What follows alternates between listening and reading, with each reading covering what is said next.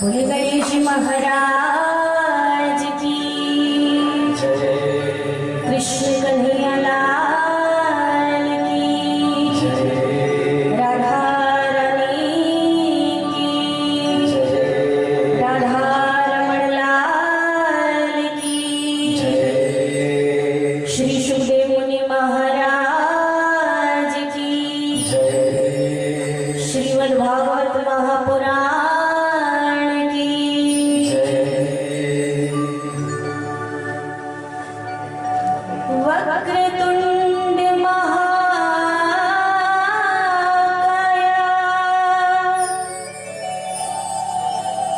सूर्यकोटि समप्रभा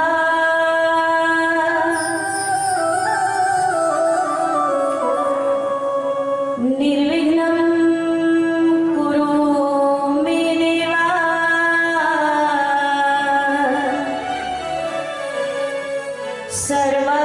सर्वकार्येषु सर्वदा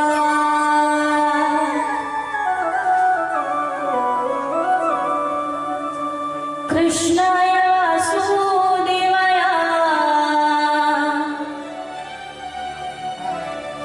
हरये परमात्मने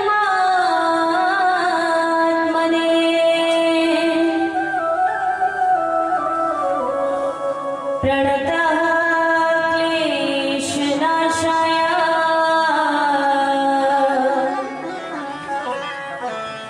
गोविन्दाय नमो नमः।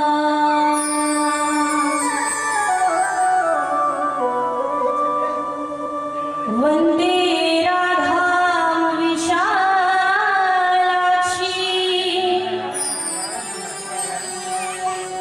चन्द्रकोटि समप्रभा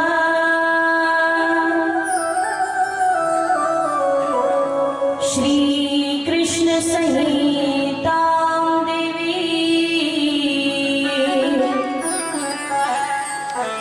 नित्यं कुञ्ज विहारिणी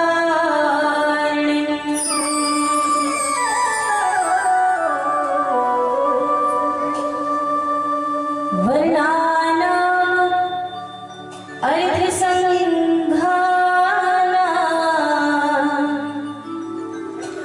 रसानां छन्दसामपि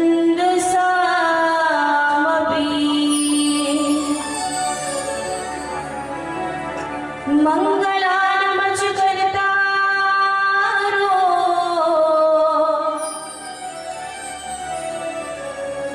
वन्दे वाणिविनायको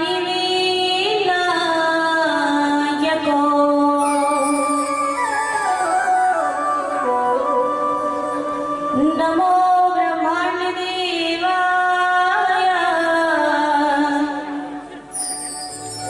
गो ब्राह्मणा हिताय च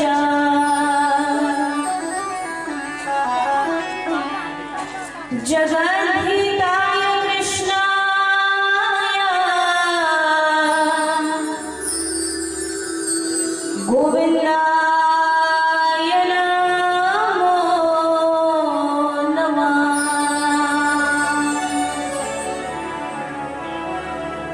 छविललित कमलाकोटि सम नवनील अंबरधारिणीं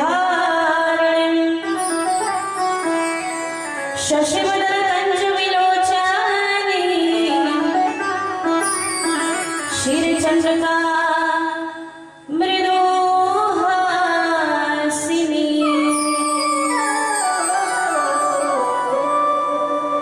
आनन्दघन गोविन्द मन्दिर अनन्या निवासिनी घनश्याम घनहित चातकी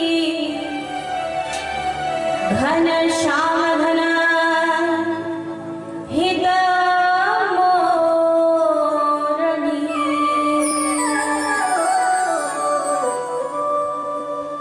जय जय श्री राम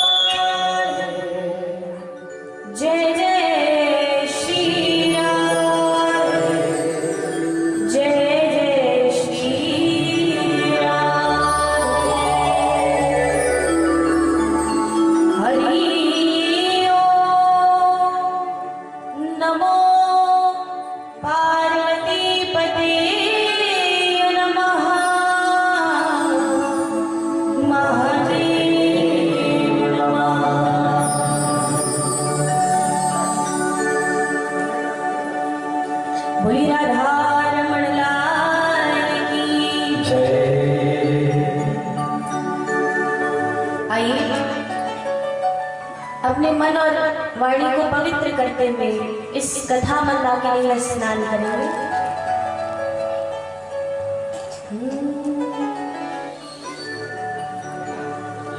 मदन गोपाल शरण तेरी आयो, हे नंदलाल शरण तेरी आयो। सभी गाएंगे मीठी मीठी तालियों के साथ। मदन गोपाल शरण तेरी आयो, हे नंदलाल शरण तेरी आयो।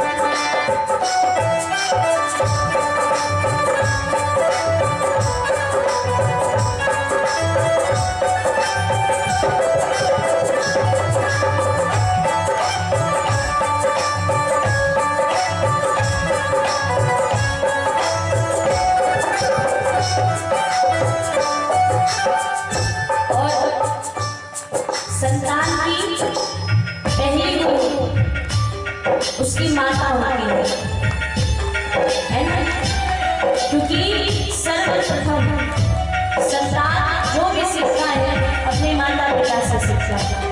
तो इसलिए धन धन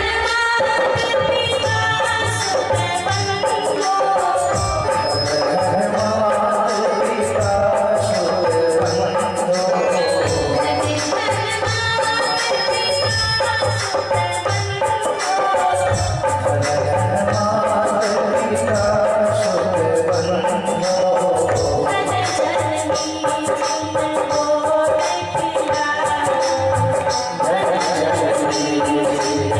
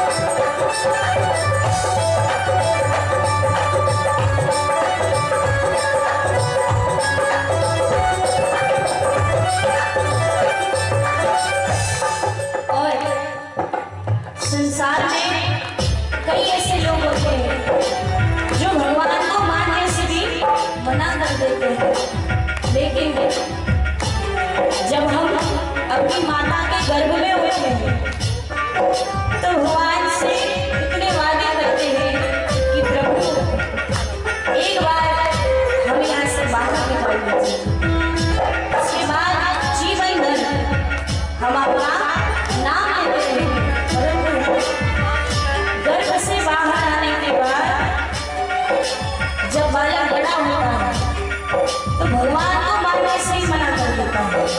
तो जो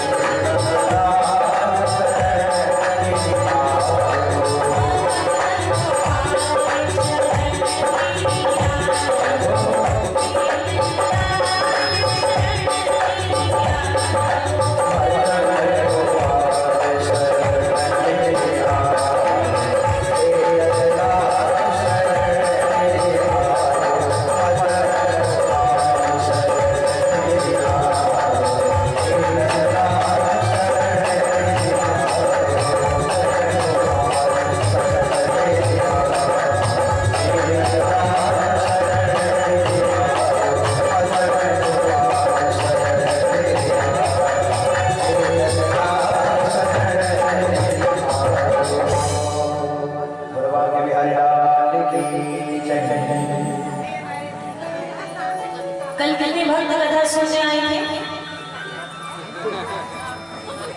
जो आए थे हाथ खड़े करें।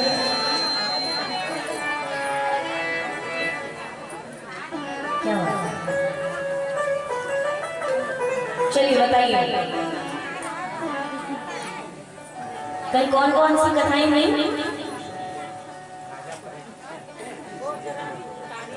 राजा परीक्षित का जन्म हुआ,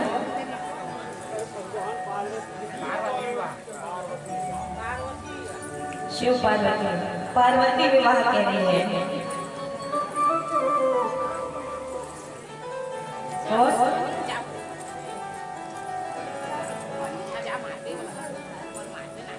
बताइए पीछे वाले बताइए।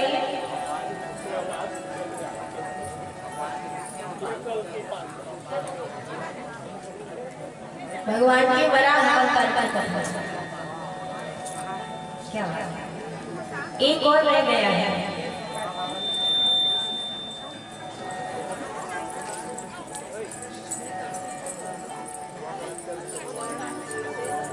ध्रुव जी की कथा।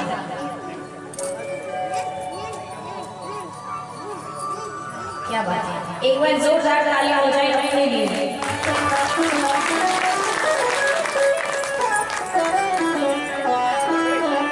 अपने लिए इतनी जोर से तालियां बजा रहे हैं ना, जब भजन गाए जाए तब भी बजा।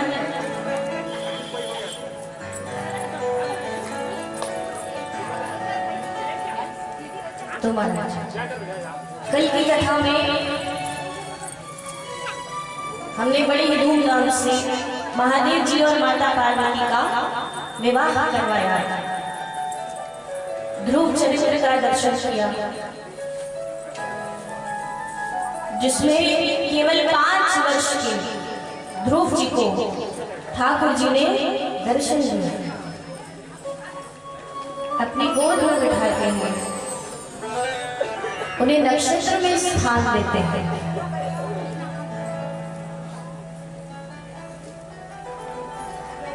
तो महाराज ध्रुव जी ज्ञानी हो गए, इसका अर्थ ये नहीं कि उन्होंने राज्य त्याग दिया। वे वापस आते हैं, समय बीतता है, बड़े होते हैं, कालांतर में उनका विवाह हुआ, उन्हें राजा बनाया गया।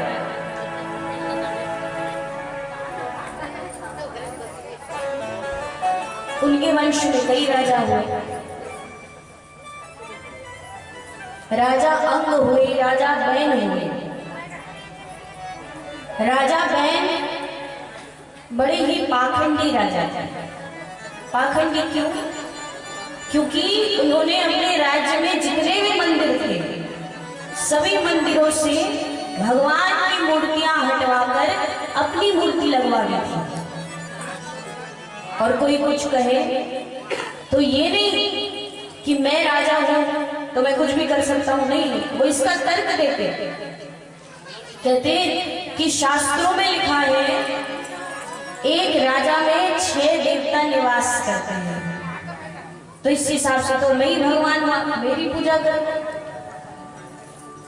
तो इस प्रकार राजा ने मंदिरों से भगवान की मूर्तियां हटवाकर अपनी मूर्ति लगवा दी। अब प्रजा दुखी हो गई, दुखी होकर प्रजा ऋषियों के पास जाती है। ऋषिगण राजा को बुलाकर उन्हें समझाने का प्रयास करते हैं कि हे राजन, ये जो आप कर रहे हैं वो गलत है। जब ऋषियों ने देखा कि राजा नहीं मान रहे तो क्रोध में आकर अपने क्रोध से उन्होंने राजा को ही भस्म कर दिया।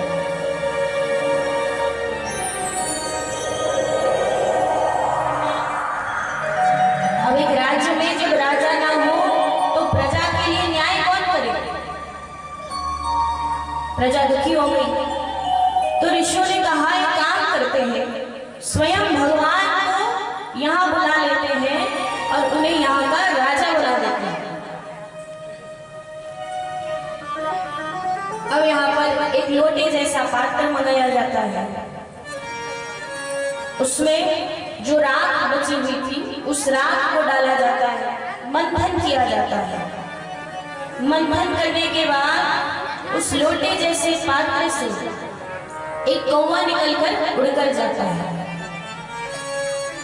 प्रजा ने पूछा ये क्या था? तो ऋषिगण कहते हैं ये राजा के पाप थे जो कौवे के रूप में उड़कर चले गए। अब और मंथन किया गया तो अंत में उस लोटे जैसे पात्र से साक्षात परमपिता परमेश्वर राजा पृथु के रूप में प्रकट हो जाता है।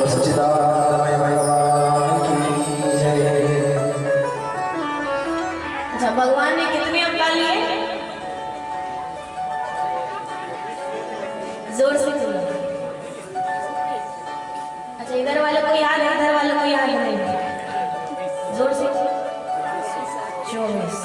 अब कोई पूछे ना तो 24 ही कहना, 10 मत कहना, मेरी लाज रखना।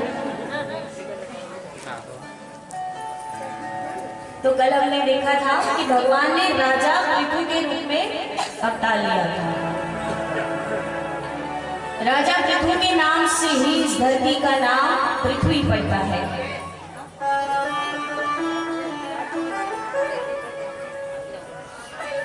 राजा पृथु बड़े ही अच्छे राजा हुए, संतों की सेवा करते, प्रजा के लिए न्याय करते, ब्राह्मण की सेवा करते और खूब दान किया करते। तो समय बीतता है, इन्हीं के वंश में कई राजा हुए और इन्हीं के वंश में ही भरत नामक एक राजा होते हैं। भरत जी विष्णु भगवान के बहुत बड़े भक्त थे। तो पहले के समय जो लोग गृहस्थ का पालन करते थे वो जीवन भर गृहस्थ में नहीं रहते थे। एक समय के बाद जब उन्हें लगता कि हमारी संतान अब हमारा घर संभाल सकती है, हमारा राज्य संभाल सकती है, तो वो घर और राज्य छोड़कर वन में चले जाते हैं भगवान का नाम जप करने, तप करने के लिए। तो भरत जी कुछ देर, कुछ वर्षों तक राज्य करते हैं, उसके बाद वन में चले जाते हैं। वन में जाकर एक कुटिया में रहते, भगवान की पूजा पाठ करते, उनका नाम जप किया करते। तो एक बार भरत जी स्नान करने एक सरोवर में गए हुए थे, नदी में गए हुए थे। तो वहीं नदी के किनारे मृगों का एक झुंड था। उसमें एक मृग मादा भी थी जो कि गर्भवती थी। ध्यान से सुनिए। तो जैसे ही भरत जी स्नान कर रहे हैं, नदी के उस पार घना जंगल है, वहां से एक शेर की गर्जना होती है। जैसे ही शेर की गर्जना हुई, सिंह की गर्जना हुई, सभी मृग डर जाते हैं। डरकर मृगों ने नदी के इस ओर से उस ओर छलांग लगाई। अब सभी मृगों ने छलांग लगाई तो मृग मादा ने भी छलांग लगाई। अब जैसे ही मृग मादा छलांग लगाती है, उनके गर्भ में जो बालक था वो बालक नदी में गिर जाता है और भरत जी उन्हें तुरंत पकड़ लेते हैं। मृग मादा डूब जाती है, उनकी मृत्यु हो जाती है। अब भरत जी ने सोचा, ये छोटा सा मृग बालक है, इसे अकेला कहाँ छोड़ूं? तो उस मृग बालक को भरत जी अपने साथ अपनी कुटिया में लेकर आ जाता है।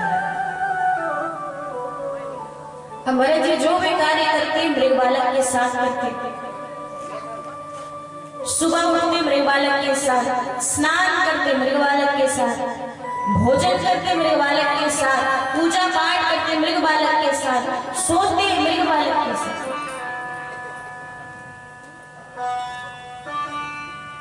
और मनुष्य का ये स्वभाव है, जब आप किसी के साथ ज्यादा से ज्यादा समय बिताते हैं तो उस पर मोह पड़ जाना स्वाभाविक है। तो भरत जी को उस मृग बालक पर मोह पड़ गया।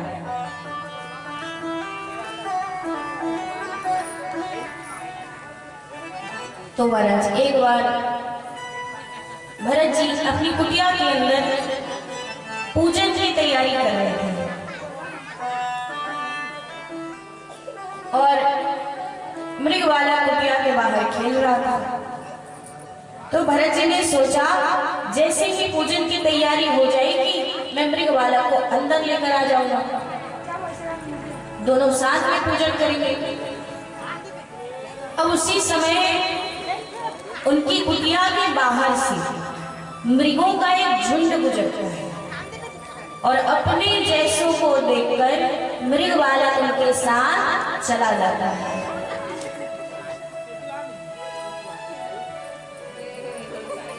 थोड़ी देर बाद भरत जी बाहर निकलते हैं।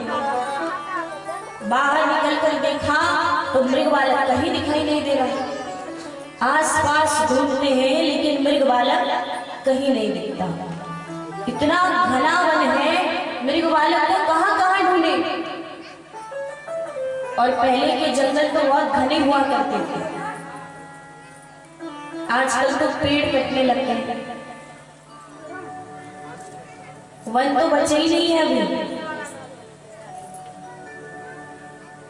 तो महाराज आस पास ढूंढते हैं परंतु मृग वाला कहीं दिखाई नहीं देता। दुखी हो जाते हैं, दुखी होकर अपनी कुटिया में आते हैं और उनके मुख में केवल एक ही नाम, हाय मेरा मृग वाला कहाँ गया, हाय मेरा मृग वाला कहाँ गया। इस प्रकार कहते कहते दुखी हो जाते, मृग बालक को याद करते। समय बीतता है परंतु उनके मुख से मृग बालक का नाम नहीं गया। अंत समय आया, जब अंत समय आया, मृत्यु आई तो उनके मुख में केवल मृग बालक का नाम था। इसीलिए अगली योनि उन्हें मृग योनि प्राप्त होती है। कहते हैं अंत समय में आपका स्वभाव जैसा होता है, आपके मुख पर जिसका नाम होता है आपको वैसी योनि प्राप्त होती है।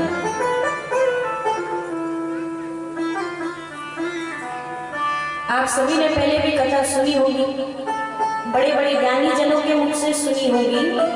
तो हर वक्ता यही कहते हैं कि भगवान का नाम जप किया करो।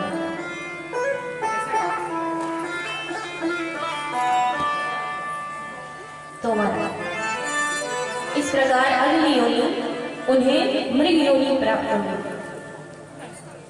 परंतु अपने जीवन काल में उन्होंने बहुत से पुण्य किए थे, भगवान की भक्ति की थी, तो मृग योनि में भी उनकी स्मृति नष्ट नहीं हुई।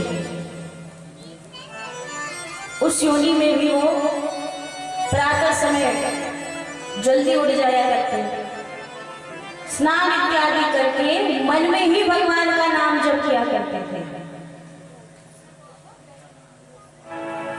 और ऐसा ही चलता रहा। अंत समय आया, मृत्यु आई, तो अगली योनि उन्हें मनुष्य योनि प्राप्त हो गई।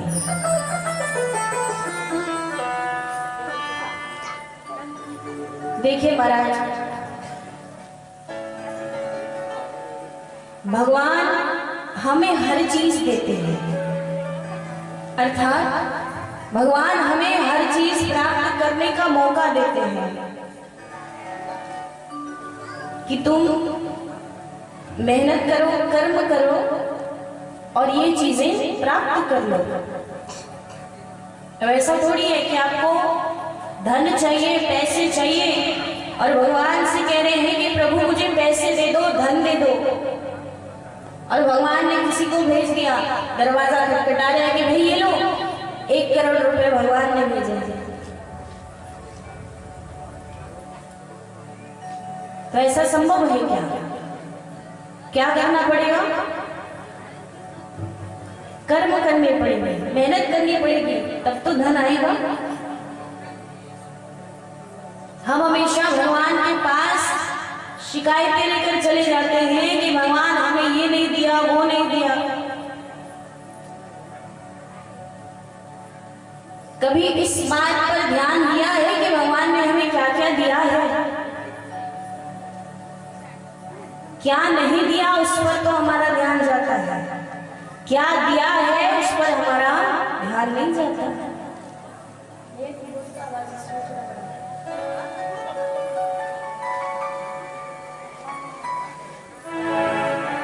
जिसको देखो यही करते हैं।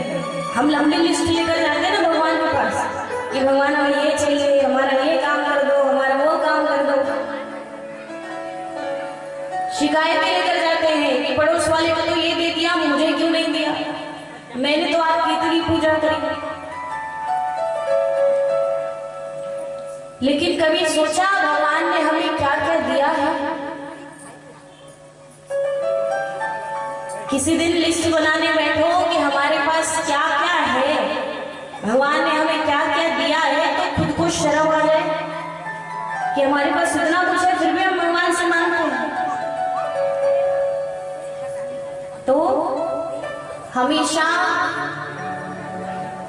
मांगने से अच्छा, हमेशा भगवान से शिकायतें करने से अच्छा कभी उनका धन्यवाद भी कर दिया करो। धन्यवाद कर दिया करो कि प्रभु आपका धन्यवाद, आपने मुझे इतना कुछ दिया है। भगवान हमसे प्रेम करते हैं, ये हमें बात बात पर बताते रहते हैं कि मैं तुमसे प्रेम करता हूँ, हमारा काम बनाकर, हमारे लिए सारी व्यवस्था कर। लेकिन हम भगवान से स्वार्थ का प्रेम करते हैं। जब हमें भगवान से कुछ चाहिए होता है तब भगवान की पूजा करते हैं।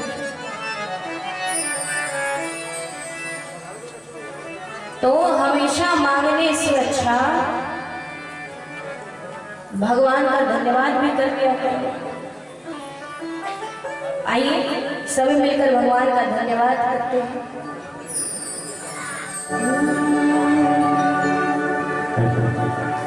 करते हो तुम कन्हैया,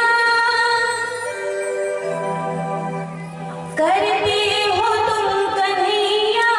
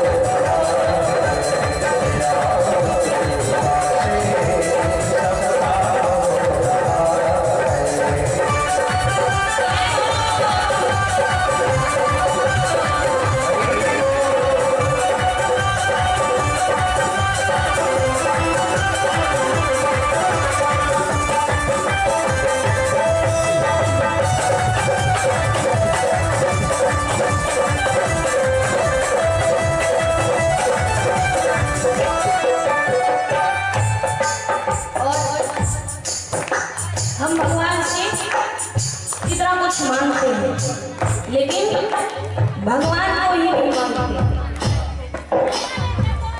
तो एक बार यदि भगवान को भगवान से मांगने का तो उनसे कुछ मांगने की जरूरत नहीं है। तो इसलिए तुम साथ हो जो मेरे, किस चीज की कमी है। तुम साथ हो जो मेरे, किस चीज की कमी है। तुम साथ हो जो मेरे, किस चीज की कमी है। तुम साथ हो जो मेरे, किस चीज की कमी है। किसी और चीज की दरकार ही नहीं है। किसी और चीज की दरकार नहीं है। तेरे साथ से गुलाम तेरे साथ से गुलाम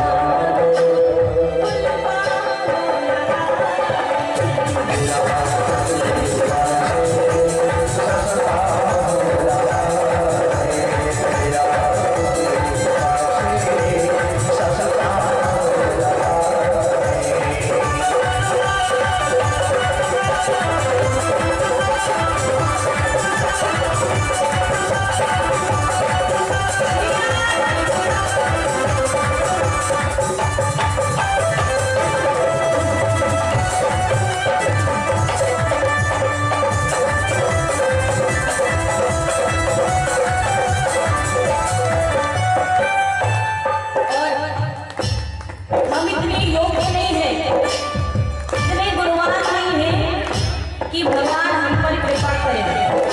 फिर भी भगवान करते हैं। इतने पापी हैं हम, इतने अवगुणी हैं, फिर भी भगवान हम पर कृपा करते हैं। तो हमारा भी तो फर्ज बनता है कि भगवान को ये बताएं कि प्रभु हम आपसे प्रेम करते हैं। मैं तो नहीं हूँ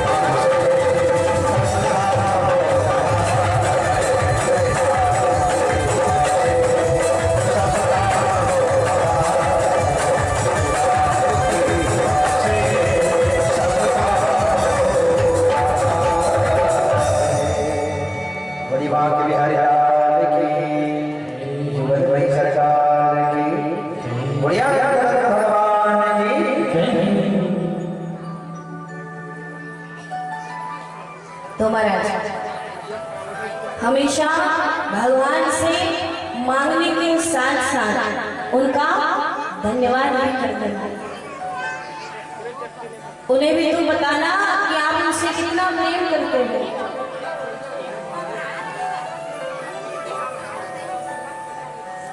तो महाराज इस प्रकार भरत जी को मनुष्य योनि प्राप्त हुई और संयोग ऐसा एक ब्राह्मण के घर पर उनका जन्म होता है और उस योनि में भी उनका नाम भरत ही पड़ता है। उन ब्राह्मण की दो पत्नियां थी, एक से कुछ बालक थे और एक से एक बालक और एक कन्या।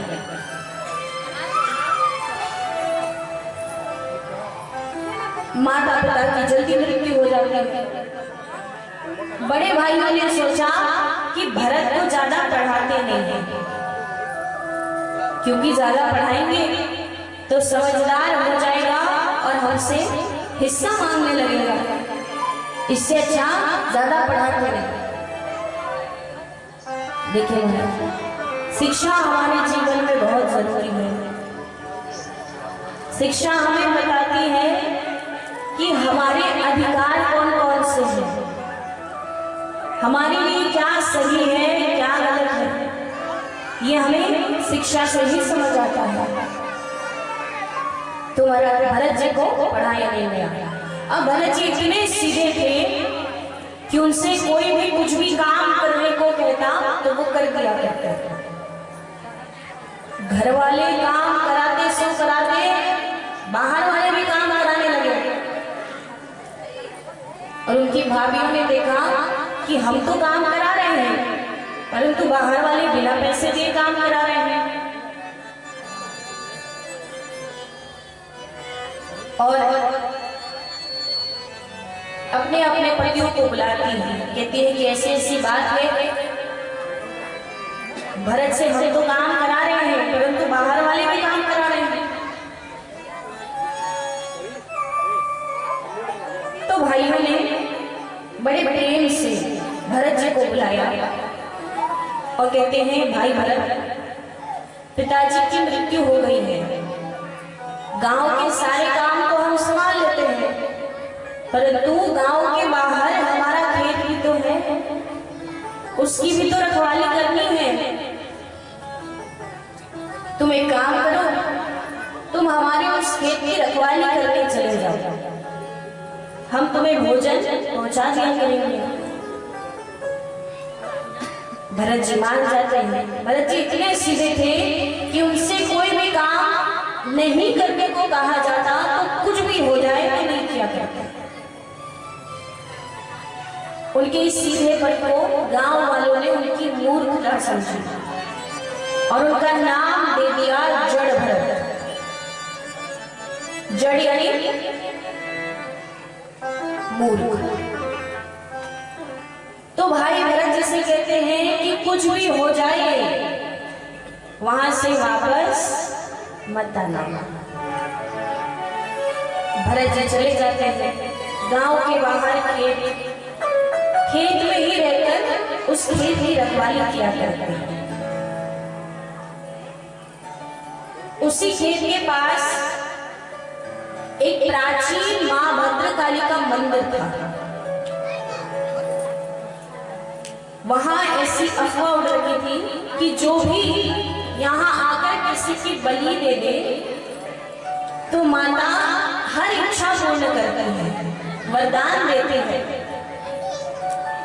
अब यहाँ पर भरत जी रखवाली कर रहे हैं। एक दो दिन घर से भोजन आया, फिर भोजन आना बंद हो गया।